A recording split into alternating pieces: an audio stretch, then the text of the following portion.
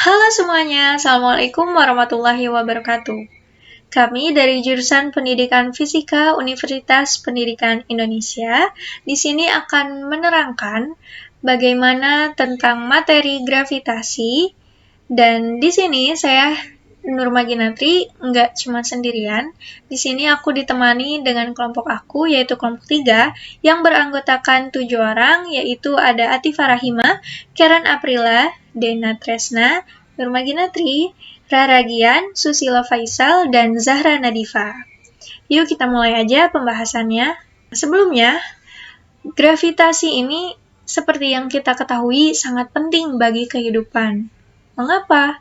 Karena gravitasi memegang peranan penting dalam evaluasi bintang-bintang dan dalam perilaku galaksi-galaksi.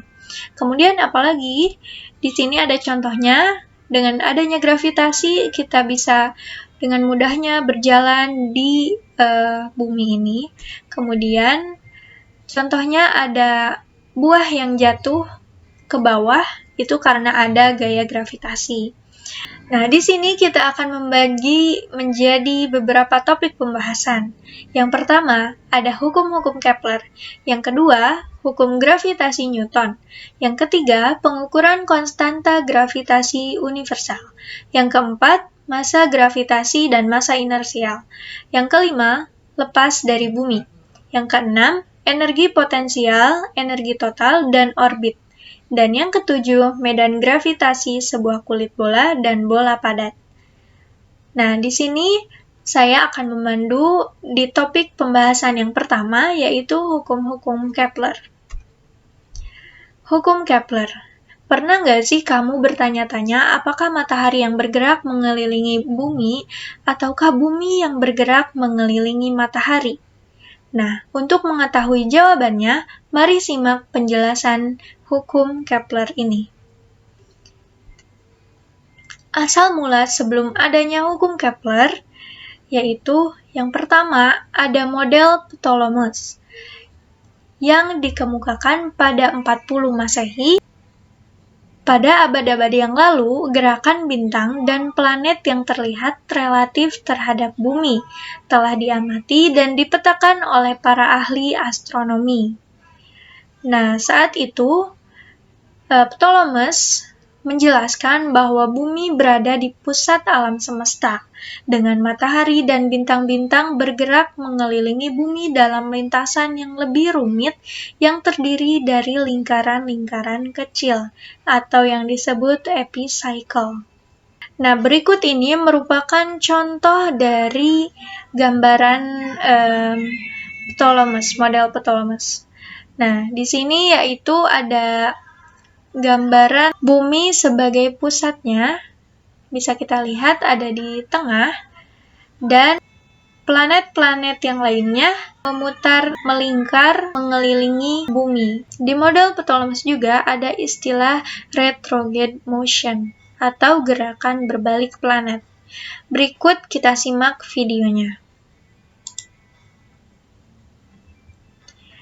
Di sini yang kita amati adalah planet Mars. Bila kita amati, gerakan planetnya maju, kemudian mundur. Lalu setelah planetnya mundur, maka dia maju lagi. Gerakan inilah yang disebut retrograde motion, atau seolah-olah gerakan orbitnya maju mundur, sehingga untuk menjelaskan retrograde motion ini di geosentris bahwa orbit planet tidak hanya mengitari bumi saja, tetapi pada lingkaran itu ada lingkaran lagi. Nah, agar lebih jelasnya lagi mengenai model Ptolemus, mari simak video berikut ini.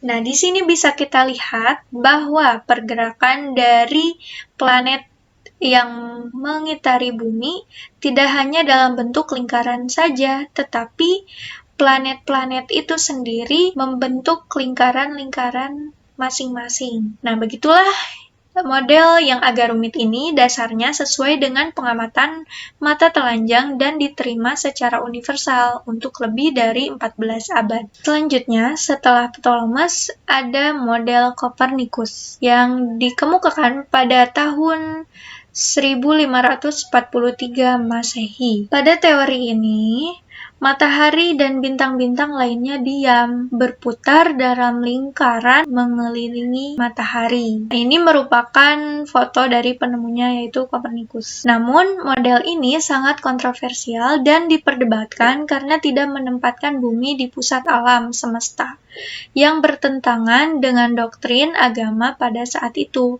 Ini merupakan contoh gambarannya di mana letak matahari sebagai pusatnya dan ini planet-planet dengan lintasannya. Oke, lanjut. Lalu pada akhir abad 16 ditemukanlah oleh Tycho Brahe mempelajari gerakan planet dan membuat pengamatan yang dianggap lebih tepat dibanding model-model yang sebelumnya. Kemudian oleh Johannes Kepler dengan menggunakan data-data dari Brahe, maka Kepler menemukan bahwa lintasan planet yang mengelilingi matahari bukan lingkaran, melainkan elips. Selain itu, Kepler juga menunjukkan bahwa planet bergerak lebih cepat ketika dekat matahari dibandingkan bila lebih jauh dari matahari. Nah, di sini akan saya jelaskan mengenai hukum Kepler. Hukum Kepler itu terbagi menjadi 3. Yang pertama, semua planet bergerak dalam orbit elips dengan matahari di salah satu fokusnya. Yang kedua, garis yang menghubungkan tiap planet ke matahari menyapu luasan yang sama dalam waktu yang sama. Kemudian yang ketiga, kuadrat periode tiap planet sebanding dengan pangkat 3 jarak rata-rata planet dari matahari. Baik, mari kita bahas satu persatu dari hukum Kepler. Hukum Kepler yang pertama ini. Nah, di sini kita akan melihat gambaran elips. Nah, yang huruf A ini, jarak A ini merupakan sumbu semi mayornya. Kemudian jarak B merupakan sumbu semi minor. Lalu ada F yang disebut dengan titik fokus, dan yang F yang ini pun titik fokus. Kemudian, bila titik fokus digerakkan semakin mendekat, maka akan menyerupai lingkaran, dan sebuah lingkaran merupakan kasus istimewa dari elips, di mana kedua titik fokusnya berimpit. Nah, selanjutnya bisa kita lihat lintasan planet. Di sini ada titik P yang disebut perihelion. Titik ini di mana planet paling dekat dengan matahari. Kemudian yang titik A disebut aphelion. Titik di mana planet paling jauh dengan matahari. Kemudian kita bahas hukum Kepler kedua. Hukum kedua Kepler ini berbunyi, garis yang menghubungkan tiap planet ke matahari menyapu luasan yang sama dalam waktu yang sama. Nah, bisa dilihat di video ini bahwa pergerakan dari planet itu menyapu luas yang sama antara luas yang ini dengan luas yang ini. Kemudian, ketika planet dekat dengan matahari, maka pergerakan planet lebih cepat dibanding saat planet jauh dari matahari. Nah, luasannya juga, bila disapu dalam selang waktu yang tertentu, maka luasnya itu adalah sama. Nah, hukum luasan tersebut berhubungan dengan kekekalan momentum angularnya. Selanjutnya ada hukum Kepler ketiga. Hukum Kepler ketiga ini menghubungkan periode tiap planet dengan jarak rata-ratanya ke matahari yang sama dengan sumbu semi mayor lintasan elipsnya. Nah, berikut gambarannya. Yang mana semi mayor ini? Semi mayor ini yang sudah saya tadi jelaskan yaitu jarak A ini. Lalu bagaimana dengan rumusannya? Nah, rumusannya ini yaitu T kuadrat sama dengan C dikali R pangkat 3. T di sini merupakan periode revolusi planet, lalu R sebagai jarak rata-rata antara planet, dan C konstanta yang bernilai sama untuk semua planet. Selanjutnya, hukum gravitasi Newton.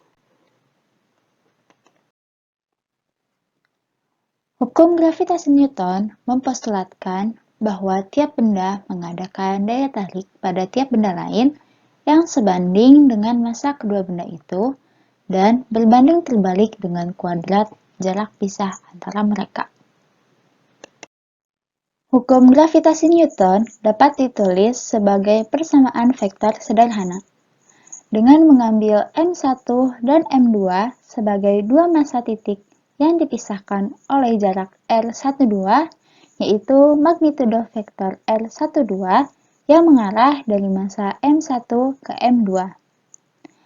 Gaya F12 yang diberikan oleh massa M1 pada M2 adalah F12 sama dengan negatif G dikali M1 dikali M2 per L12 kuadrat dikali L12 dengan G sebagai konstanta gravitasi universal yang bernilai 6,67 dikali 10 pangkat min 11 Newton meter kuadrat per kilogram kuadrat. Dari hukum ketiga Newton, gaya F21 yang dikerjakan oleh M2 pada M1 adalah negatif F12. Besar gaya gravitasi yang dikerjakan partikel M1 pada partikel M2 yang jauhnya R adalah F sama dengan G dikali M1 dikali M2 per R kuadrat. Newton menunjukkan bahwa bila sebuah benda bergerak mengelilingi pusat gaya, kemana benda itu ditarik oleh sebuah gaya yang berubah dengan I per R kuadrat, lintasan benda itu adalah elips, parabola, atau hiperbola. Lintasan parabola dan hiperbola berlaku untuk benda-benda yang hanya sekali mendekati satu lewatan matahari dan tak pernah kembali. Orbit semacam itu bukan orbit tertutup. Satu-satunya orbit tertutup yang mungkin dalam medan gaya berbanding terbalik kuadrat adalah elips. Jadi, hukum pertama Kepler adalah akibat langsung dari hukum gravitasi Newton. Hukum kedua Kepler, hukum luasan sama, diperoleh dari kenyataan bahwa gaya yang diberikan oleh matahari pada planet diarahkan ke matahari. Gaya ini dinamakan gaya sentral. Mari perhatikan gambar tersebut. Gambar tersebut menunjukkan sebuah planet yang bergerak dalam orbit elips mengelilingi matahari. Dalam waktu dt, planet bergerak sejauh v dt dan menyapu luasan yang ditunjuk pada gambar. Ini adalah separuh luas jajaran genjang yang dibentuk oleh vektor R dan v dt yang adalah R kali v dt. Jadi, luas dA yang disapu dalam waktu dt oleh vektor jari-jari R adalah dA sama dengan setengah dikali nilai mutlak dari R kali V dt sama dengan 1 per 2M dikali nilai mutlak dari R kali MV dt. Atau bisa juga dA sama dengan 1 per 2M kali L dt. Karena L adalah konstan selama gerakan planet, luasan yang disapu dalam suatu selang tertentu dt adalah sama untuk semua bagian orbit. Sama dengan isi hukum Kepler 2.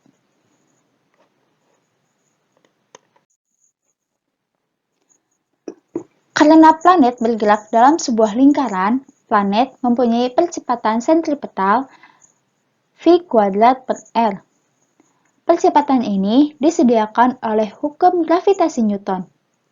Dari hukum kedua Newton tentang gerakan didapatkan F sama dengan MP kali A sama dengan G dikali MS dikali MP per L kuadrat sama dengan MP dikali V kuadrat per R. Dengan MS adalah massa matahari dan MP adalah massa planet.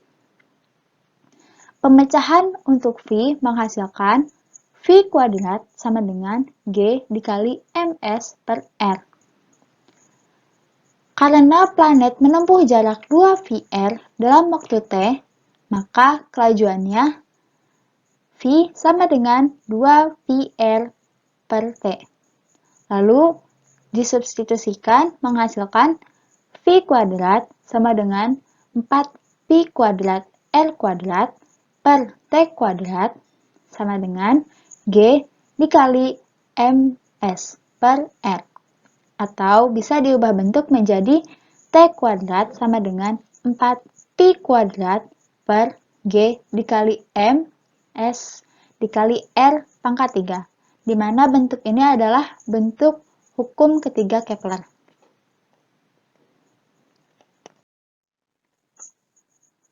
Untuk jejak elips yang umum, jali-jali R diganti dengan jarak rata-rata antara planet dan matahari, yang sama dengan sumbu semi-mayor elips. Persamaan ini juga berlaku untuk orbit satelit setiap planet jika mengganti massa matahari menjadi massa planet. Karena nilai konstanta gravitasi universal diketahui, maka dapat ditentukan massa planet dengan mengukur periode T dan jali-jali orbit rata-rata R dari bulan yang mengelilinginya. Gaya yang dikerjakan oleh bumi pada sembarang massa M yang berada pada jarak R dari pusat bumi berarah menuju bumi besarnya adalah F sama dengan G dikali ME dikali M per R kuadrat. Seperti yang sudah kita ketahui, gaya gravitasi pada sebuah massa dibagi dengan massa disebut medan gravitasi. Medan gravitasi bumi pada suatu jarak R menuju ke bumi mempunyai magnitudo GR. Maka GR sama dengan F per M sama dengan G dikali ME per R kuadrat. Gaya yang dikerjakan oleh bumi pada sebuah benda bermassa M di dekat permukaan bumi adalah F sama dengan G dikali ME dikali M per RE kuadrat. Apabila ini merupakan satu-satunya gaya yang bekerja pada benda tersebut akan jatuh bebas dengan percepatan A sama dengan F per M sama dengan G dikali ME per RE kuadrat sama dengan G sama dengan 9,81 meter per sekon kuadrat.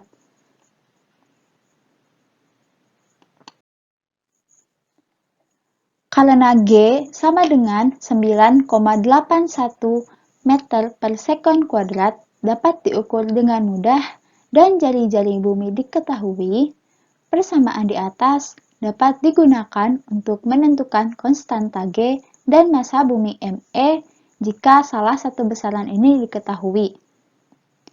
Newton memperkirakan nilai G dari perkiraan massa bumi. Ketika Cavendish menetapkan G sekitar 100 tahun kemudian dengan mengukur gaya antara dua buah bola kecil dengan massa dan jarak pisah yang diketahui, ia menyebut percobaan ini sebagai menimbang berat bumi. Di sini saya akan menjelaskan mengenai pengukuran konstanta gravitasi universal. Pengukuran G yang pertama telah dibuat oleh Henry Cavendish pada tahun 1798. Gambar berikut merupakan sketsa dari peralatan Cavendish yang digunakan untuk mengukur gaya gravitasi antara dua benda yang kecil. Dua bola kecil masing-masing dengan massa M2 ada di ujung batang yang ringan yang digantungkan pada tali yang halus. Sebuah torsi diperlukan untuk memutar kedua bola lewat sudut theta dari posisi kesetimbangan mereka, karena tali itu harus dipuntir. Torsi yang dibutuhkan untuk memutar tali melewati sudut tertentu sebanding dengan sudut tersebut. Konstanta kesebandingan dinamakan konstanta torsi, dapat ditentukan, serta massa yang digantungkan dapat digunakan untuk mengukur torsi yang sangat kecil. Susunan ini dinamakan timbangan torsi, yang ditemukan pada abad ke-18 oleh John Michell. Alih-alih mengukur penyimpangan sudut secara langsung, Cavendish membalik posisi bola-bola yang besar seperti ditunjukkan oleh garis-garis putus yang pada gambar di samping. Bila timbangan torsi kembali diperbolehkan mencapai kesetimbangannya, ia akan berputar lewat sudut 2 θ sebagai akibat pembalikan torsi. Bila konstanta torsi telah ditentukan, maka gaya-gaya antara massa M1 dan M2 dapat ditentukan dari pengukuran sudut. Bila massa-massa dan jarak pisahnya diketahui, maka G dapat dihitung. Cavendish memperoleh nilai G dengan ketidakakuratan sekitar 1% dari nilai yang saat ini diterima yang diberikan oleh persamaan G sama dengan 6,67 dikali 10 pangkat min 11. Walaupun G adalah suatu konstanta fisika pertama yang pernah diukur, konstanta G tetap merupakan satu konstanta yang dikenal paling rendah akurasinya. Nilai G yang sangat kecil berarti bahwa gaya gravitasi yang dikerjakan oleh suatu benda dengan ukuran biasa pada benda lain semacam itu sangat kecil. Yang selanjutnya ada massa gravitasi dan massa inersial. Sifat benda yang bertanggung jawab terhadap gaya gravitasi yang dikerjakan pada benda lain dinamakan massa gravitasinya. Sebaliknya, sifat benda yang merupakan ukuran resistensinya terhadap percepatan dinamakan massa inersial. Kenyataannya bahwa semua benda mempunyai percepatan jatuh bebas yang sama di dekat permukaan bumi. Ini menunjukkan bahwa massa gravitasi dan massa inersial sebuah benda adalah sama. Misalkan dituliskan mg untuk massa gravitasi dan m untuk massa inersial, maka gaya yang dikerjakan oleh bumi pada benda di dekat permukaannya adalah sebagai berikut. Nah, jadi percepatan jatuh bebas benda-benda di dekat permukaan bumi juga sebagai berikut ya yang ada pada layar. Nah, kenyataannya eksperimental menunjukkan bahwa A adalah sama untuk semua benda. Ini berarti bahwa rasio mg per m adalah sama untuk setiap benda, karena keadaannya adalah demikian. Maka kita tidak perlu mempertahankan perbedaan antara mg dan m. Dapat ditulis mg sama dengan m ya. Harus kita ingat bahwa ekivalensi massa gravitasi dan massa inersia adalah hukum eksperimental yang dibatasi oleh ketelitian eksperimentalnya. Eksperimental yang memeriksa ekivalensi ini dilakukan oleh Simon Stephen pada tahun 1580. Ekivalensi massa gravitasi dan massa inersia adalah satu yang terbaik yang diterapkan dari hukum fisika dan ditetapkan secara eksperimental dengan tingkat ketelitian yang tinggi. Selanjutnya ada lepas dari bumi. Dalam 3 abad terakhir ini, gagasan lepas dari medan gravitasi bumi telah berubah dari suatu lamunan menjadi kenyataan. Satelit angkasa telah dikirim ke luar daerah yang jauh dari tata surya. Beberapa satelit ini diharapkan mengelilingi matahari, sedangkan yang lainnya akan meninggalkan tata surya dan melayang di angkasa luar. Kita akan melihat bahwa ada suatu kelajuan awal minimum yang dinamakan kelajuan lepas, yang dibutuhkan sebuah benda untuk lepas dari bumi. Dan kita akan menghitung kelajuan lepas ini menggunakan hukum gravitasi Newton. Di dekat permukaan bumi, gaya tarik antara bumi dan beberapa benda bermassa m adalah konstan mg, yang tak bergantung pada ketinggian berada di atas permukaan bumi. Medan gravitasi dekat permukaan bumi dikatakan uniform. Jika kita tembakan sebuah benda vertikal ke atas dengan kelajuan awal v dalam medan gravitasi uniform, maka ia akan naik sampai ke ketinggian maksimum h yang dengan mudah dapat kita hitung dari kekekalan energi. Jika energi potensial adalah 0 di permukaan bumi, maka energi potensial awal benda adalah 0 dan energi kinetik awal adalah setengah mv kuadrat. Pada ketinggian maksimum h, energi kinetik adalah 0 dan energi potensial adalah mgh. Kekekalan energi memberikan setengah mv kuadrat sama dengan mgh, atau v kuadrat sama dengan 2gh. Menurut persamaan 10-18, jika kita naikkan kelajuan awal benda, ketinggian maksimum yang dicapai oleh benda bertambah. Akan tetapi untuk tiap kelajuan awal, tak peduli berapapun besarnya, ada suatu ketinggian maksimum h. Artinya tidak ada kelajuan awal v yang cukup besar yang memungkinkan sebuah benda lepas dari suatu medan gravitasi uniform. Namun kita tahu, dari hukum gravitasi Newton, bahwa medan gravitasi bumi tidak uniform, tetapi berkurang dengan 1/r². Dengan r adalah jarak dari pusat bumi. Jika kita tembakkan sebuah benda ke atas dengan kelajuan awal yang sangat besar, agar benda menempuh jarak yang cukup besar dibandingkan jari-jari bumi, maka kita harus ikut memperhitungkan pengurangan gaya gravitasi pada benda untuk menghitung secara benar ketinggian maksimum yang dicapai benda. Jadi, dalam menggunakan kekekalan energi, kita perlu menemukan pernyataan yang benar untuk energi potensial sebuah benda dalam medan gravitasi bumi, yang berubah dengan 1/r². Untuk mendapatkan fungsi energi potensial UR untuk sistem yang terdiri dari sebuah partikel bermassa M dan bumi, kita gunakan definisi umum energi potensial pada persamaan 617, yaitu DU sama dengan negatif F kalikan DS sama dengan negatif dari negatif G ME M per R kuadrat kali R kalikan DS. Dengan F adalah gaya yang diberikan oleh bumi pada partikel dan DS adalah perpindahan umum partikel tersebut. Perubahan pada energi potensial sistem benda bumi untuk perpindahan DS adalah DU sama dengan negatif FDS sama dengan negatif FRDR sama dengan negatif dari negatif GME M per R kuadrat DR sama dengan positif GME M per R kuadrat DR. Bila partikel dipindahkan dari suatu posisi awal R1 ke suatu posisi akhir R2, maka perubahan energi potensial adalah UR2 dikurangi UR1 sama dengan integral dari DU dengan batas bawah R1 dan batas atas R2 sama dengan integral dari GME M per R kuadrat DR dengan batas bawah R1 dan batas atas R2 menghasilkan negatif GME M per R batas bawah R1 dan batas atas R2. Kita substitusikan, lalu kemudian hasilnya adalah GME M per R1 dikurangi GME M per R2. Bila kita pilih energi potensial adalah 0 ketika partikel di permukaan bumi, ketika R1 sama dengan RE, maka kita dapatkan UR2 dikurangi 0 sama dengan GME M per RE dikurangi GME M per R2. Pada posisi umum R, di mana R lebih besar daripada RE, fungsi energi potensial UR adalah UR sama dengan GME M per RE dikurangi GME M per R, di mana U sama dengan 0, di R sama dengan RE. Jika kita tulis fungsi energi potensial ini dalam komponen jarak di atas permukaan bumi, Y sama dengan R dikurangi RE, maka kita dapat membandingkan fungsi ini dengan MGY, yang telah kita peroleh sebelumnya untuk benda di dekat permukaan bumi pada ketinggian Y di atas permukaan.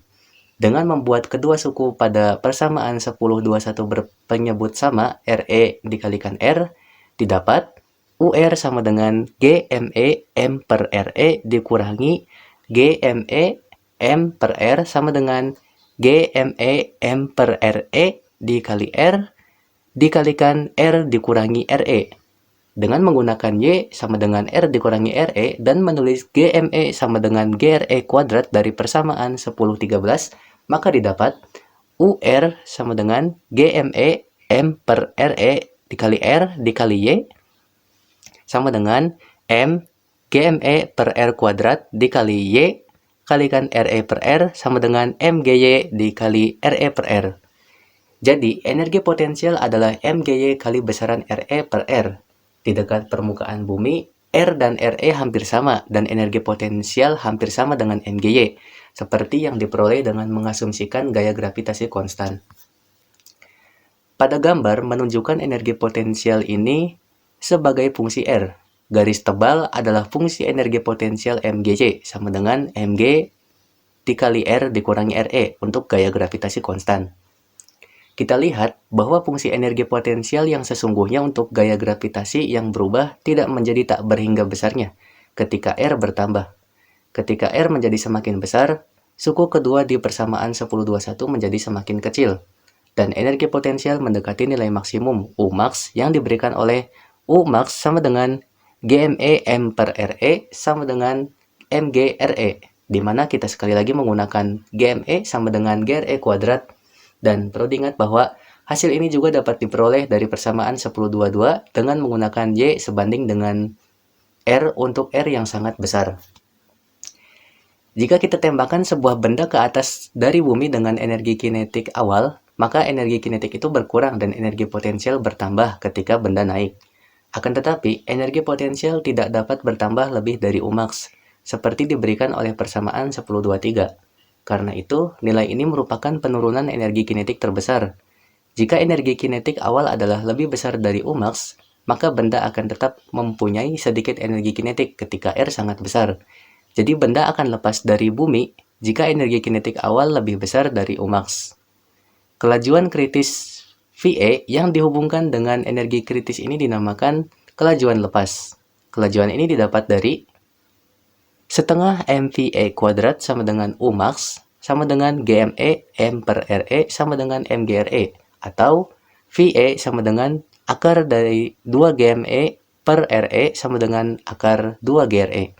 Dengan menggunakan G 9,81 meter per second kuadrat dan RE sama dengan 6,37 megameter, diperoleh VA sama dengan akar dari 2 dikalikan 9,81 meter per second kuadrat dikali 6,37 kali 10 pangkat 6 meter, menghasilkan 11,2 km per second. Atau nilai ini sekitar 6,9 mil per second atau sekitar 25.000 mil per jam. Energi Umax MGRE dinamakan energi ikat.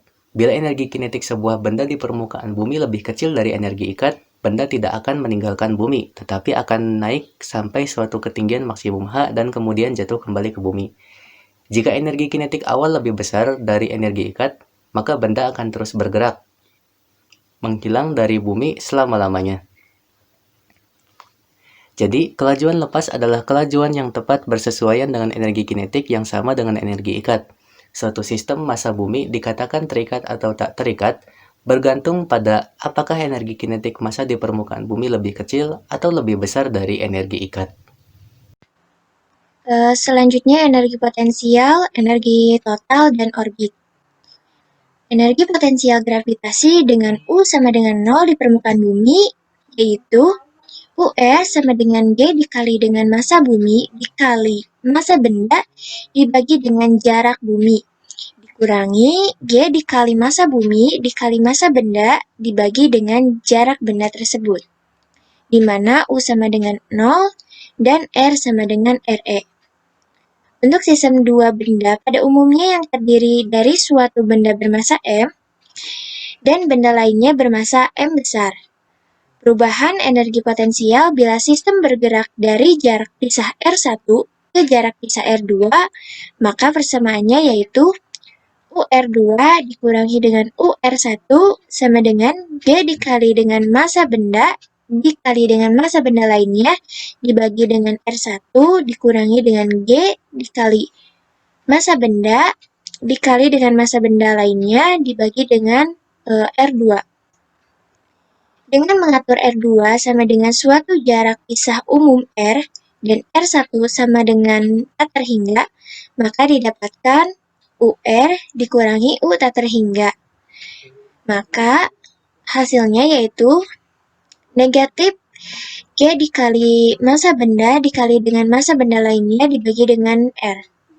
Jadi, dengan memilih U sama dengan 0 pada jarak R sama dengan tak terhingga, maka energi potensial gravitasi dengan U sama dengan 0 pada jarak pisah tak terhingga didapatkan bahwa UR sama dengan negatif G dikali dengan M besar dikali dengan M kecil dibagi dengan R.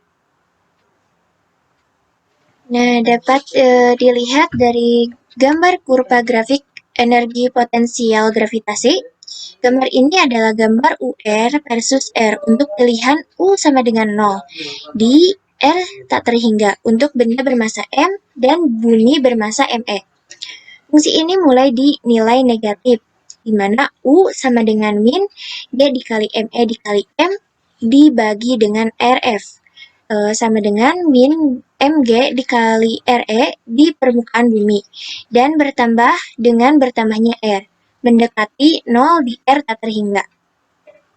Pertambahan maksimum pada energi potensial adalah tetap mGRE, seperti halnya ketika U dipilih 0 di permukaan bumi.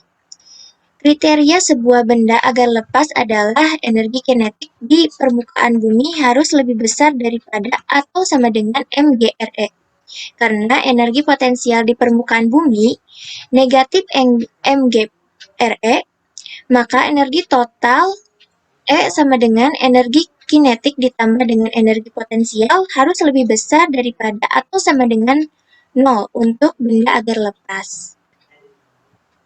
Lalu pada gambar ini, dua nilai yang memungkinkan untuk energi total E ditunjukkan di grafik E1 yang negatif dan E2 yang positif. Energi total negatif hanya berarti bahwa energi kinetik di permukaan bumi lebih kecil daripada mGRE-nya.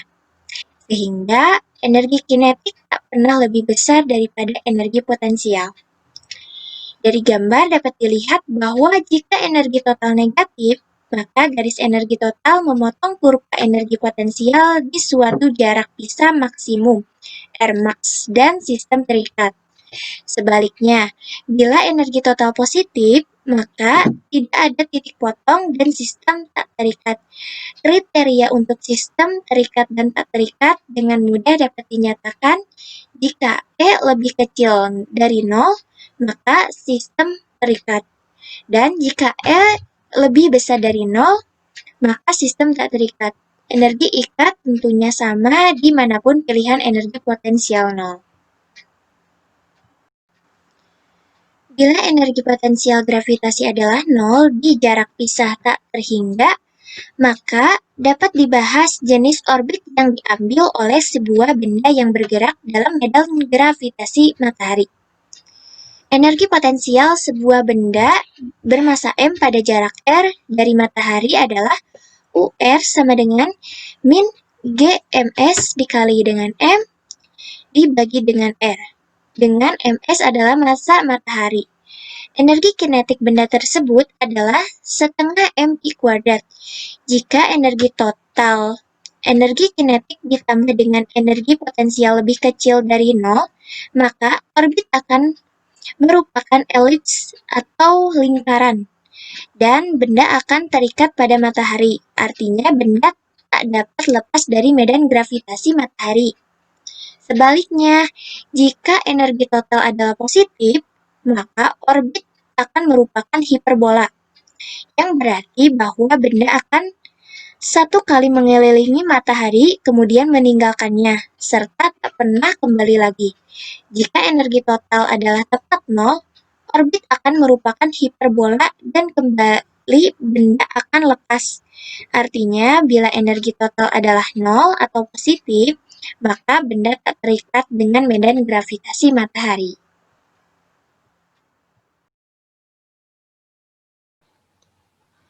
Selanjutnya, medan gravitasi sebuah kulit bola dan bola padat. Salah satu motivasi Newton untuk mengembangkan kalkulus adalah agar dapat membuktikan bahwa medan gravitasi sebuah bola padat di sebuah titik di luar bola sama dengan jika semua massa bola terkonsentrasi di pusatnya. Pembuktian ini sebenarnya tidak sulit, tetapi tampak sulit karena sedikit melibatkan geometri dan menggunakan koordinat bola mungkin tidak dikuasai dengan baik. Sebelum kita memberikan pembuktian ini, kita akan membahas beberapa hal penting yang diperoleh dari pembuktian itu.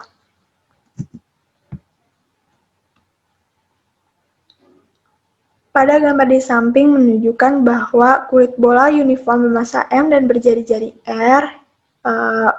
Gambar tersebut menyatakan gaya yang diberikan oleh kulit ini pada massa titik M0 yang diletakkan pada jarak R dari pusat kulit diberikan oleh F sama dengan negatif G dikali M dikali M0 per R kuadrat dikali R, di mana jarak lebih besar dari jari-jari, dan F sama dengan 0 jika R jarak lebih kecil dari jari-jari. Artinya, jika M0 di luar kulit, maka gaya yang diberikan padanya oleh kulit sama dengan jika semua massa kulit dikonsentrasikan pada pusatnya. Sedangkan jika M0 di dalam kulit, maka kulit tidak akan mengerjakan gaya padanya. Hasil ini dapat dimengerti oleh gambar berikut,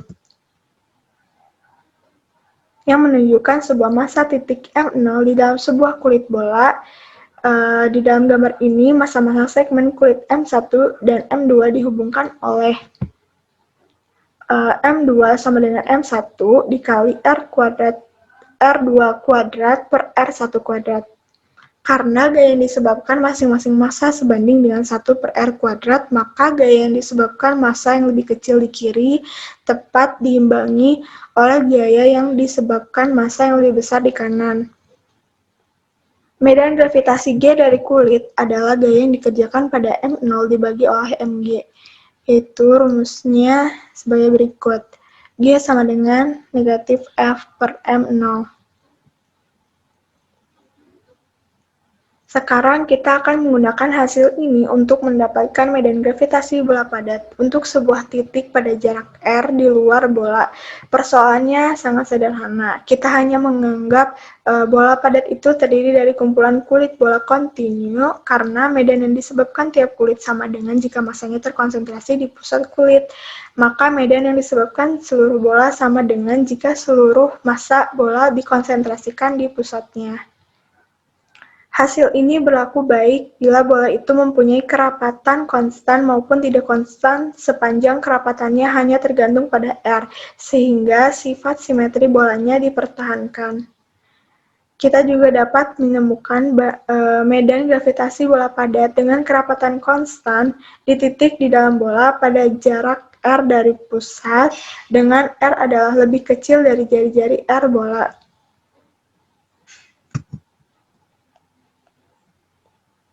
Bagian dari massa total bola di dalam R sama dengan rasio volume bola berjari-jari R terhadap bola berjari-jari R. Untuk distribusi massa yang uniform, jika M adalah massa total bola, M aksen diberikan oleh M aksen sama dengan 4/3 V jarak pangkat 3 per 4/3 V jari-jari pangkat 3 dikali M, atau sama dengan jarak pangkat 3 per jari-jari pangkat 3 dikali M. Dengan demikian, medan gravitasi pada jarak R adalah GR sama dengan negatif G dikali M per jari-jari kuadrat dikali jarak, di mana jarak lebih kecil dari jari-jari. Besar medan bertambah dengan jarak R di dalam bola menunjukkan sebuah gambar medan G sebagai fungsi R untuk bola padat dengan kerapatan massa konstan. Selanjutnya, penurunan persamaan untuk medan gravitasi kulit bola. Kita akan menunjukkan sebuah cincin dengan massa total M dan jari-jari A, dan massa titik M0 di sumbu cincin pada jarak X dari pusatnya. Gaya pada M0 oleh elemen massa di dm berarah menuju ke elemen massa. Oleh gaya pada M0 oleh cincin berarah sepanjang sumbu pusat cincin. Gaya yang diberikan oleh elemen pada M0 adalah ke arah elemen dan besarnya df yang diberikan oleh df sama dengan G dikali dm dikali M0 per S kuadrat.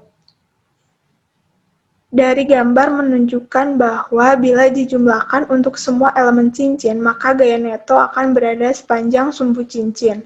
Oleh karena itu, gaya neto pada M0 akan berada dalam arah X negatif.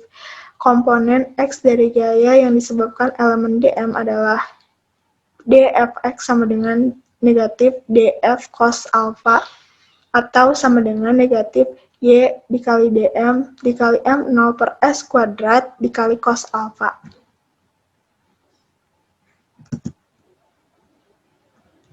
Medan gravitasi dg yang disebabkan cincin di posisi massa titik adalah gaya ini dibagi dengan M0.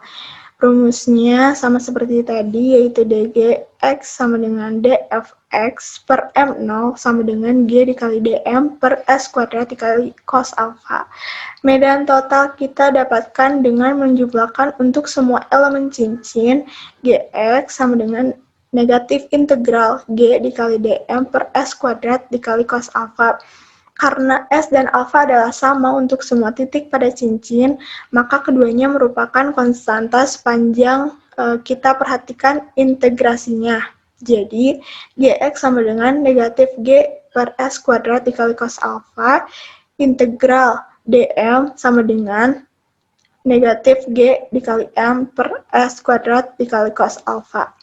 Dengan M sama dengan integral dm adalah massa total cincin. Kita dapat menuliskannya hasil ini dalam jarak X dengan menggunakan X kuadrat sama dengan X kuadrat plus alfa kuadrat.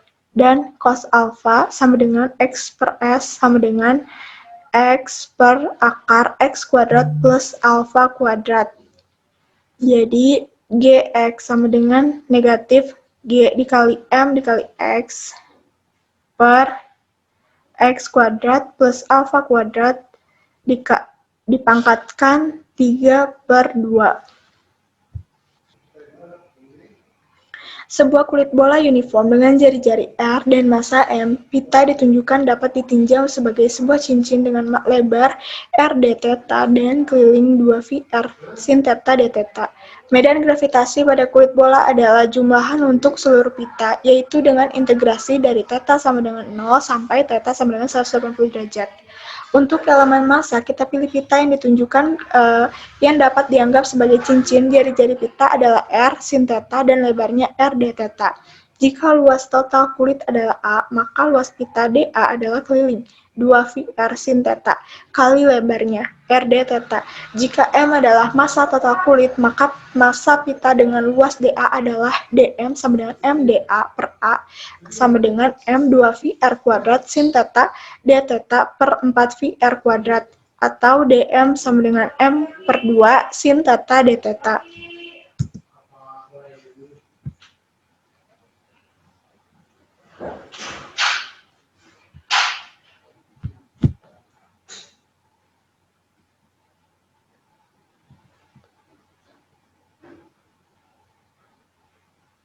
Di mana kita telah menggunakan A sama dengan 4 VR kuadrat untuk luas total kulit untuk medan sebuah cincin, didapatkan dGr sama dengan negatif G dikali dm per S kuadrat dikali cos alfa. Dengan persamaan di atas untuk dm, kita dapatkan dGr sama dengan negatif G dikali M sin theta d theta per 2S kuadrat dikali cos alfa. Dari hukum kosinus, kita dapatkan S kuadrat sama dengan R kuadrat plus R kuadrat min 2R dikali R cos theta atau S kuadrat sama dengan jarak kuadrat ditambah jari-jari kuadrat dikurangi 2 dikali jarak dikali jari-jari cos theta. Proses diferensiasi menghasilkan 2S ds sama dengan plus 2 jarak dikali jari-jari sin theta d theta atau sin theta d theta sama dengan S dikali ds per R, yaitu jarak dikali jari-jari. Mas Fazim, sebuah pernyataan untuk cos alfa dapat diperoleh dengan menggunakan hukum kosinus untuk segitiga yang sama. Didapatkan R kuadrat sama dengan S kuadrat plus R kuadrat min 2SR alfa atau cos alfa sama dengan S kuadrat plus R, yaitu jarak kuadrat min R besar, yaitu jari-jari kuadrat per 2SR. Dengan mensubstitusikan hasil ini ke dalam persamaan di atas, didapatkan sebagai tampilan layar ini. Medan yang dihasilkan untuk seluruh kulit didapatkan dengan mengintegrasikan dari S sama dengan R, yaitu jarak min R besar, yaitu jari-jari dari theta 0 sampai S sama dengan R plus R theta 180 derajat. Dengan mensubstitusikan batas atas dan batas bawah, dihasilkan 4R untuk besaran dalam kurung. Jadi, GR sama dengan min G dikali M per R kuadrat, di mana R adalah jarak, dan menghitung medan gravitasi kulit sebuah titik yang berada di dalam kulit, yaitu dengan tampilan rumus sebagai berikut.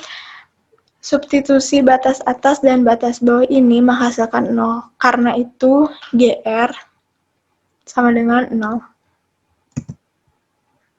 Sekian, terima kasih. Wassalamualaikum warahmatullahi wabarakatuh.